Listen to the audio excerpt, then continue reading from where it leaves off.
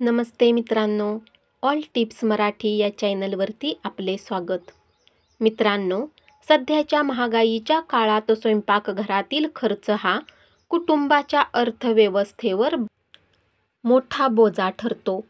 यात गॅस सिलेंडरच्या किमतीचा मोठा वाटा असतो. या पार्श्वभूमीवर सरकारने गॅस सिलेंडरवरील सबसिडी ही महत्त्वाची योजना सुरू केली आहे. महाराष्ट्र राज्य सरकारने नुकत्याच जाहीर केलेल्या काही योजना या दृष्टीने अत्यंत महत्त्वाच्या आहेत.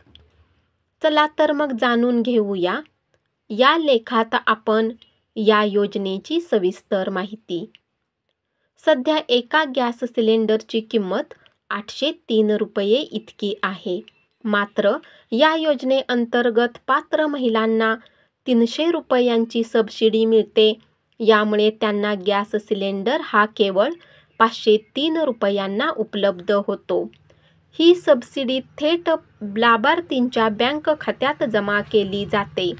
परंतु हे लक्षात घेणे महत्त्वाचे आहे की ही सबसिडी सर्वांसाठी उपलब्ध नाही. यासाठी काही निकष पूर्ण करणे आवश्यक आहेत.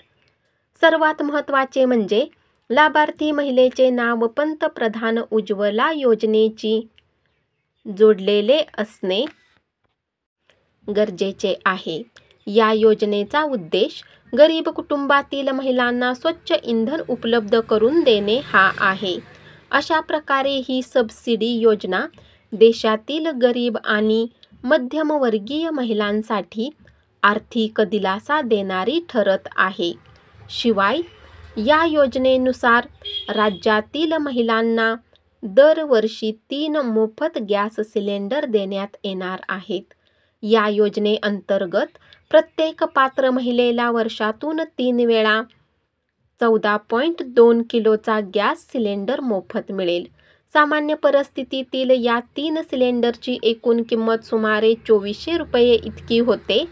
ही रक्कम आता महिलांच्या खिशात राहणार आहे. यामुळे त्यांच्या कुटुंबाच्या अर्थव्यवस्थेला मोठा दिलासा मिळेल. मात्र या योजनेचा लाभ घेण्यासाठी काही अटी आहेत. सर्वात महत्त्वाचं म्हणजे महिलेच्या नावावर आधीपासूनच गॅस सिलेंडर कनेक्शन असणे आवश्यक आहे. तसेच एका कुटुंबातील फक्त एकाच व्यक्तीला या योजनेचा लाभ मिळू शकतो. 1 जुलै 2024 नंतर जारी केलेल्या शिधापत्रिकाधारकांना मात्र लाभ मिळणार नाही. या अटीमुळे योजनेचा लाभ खरोखर गरजू लोकांपर्यंत पोहोचेल.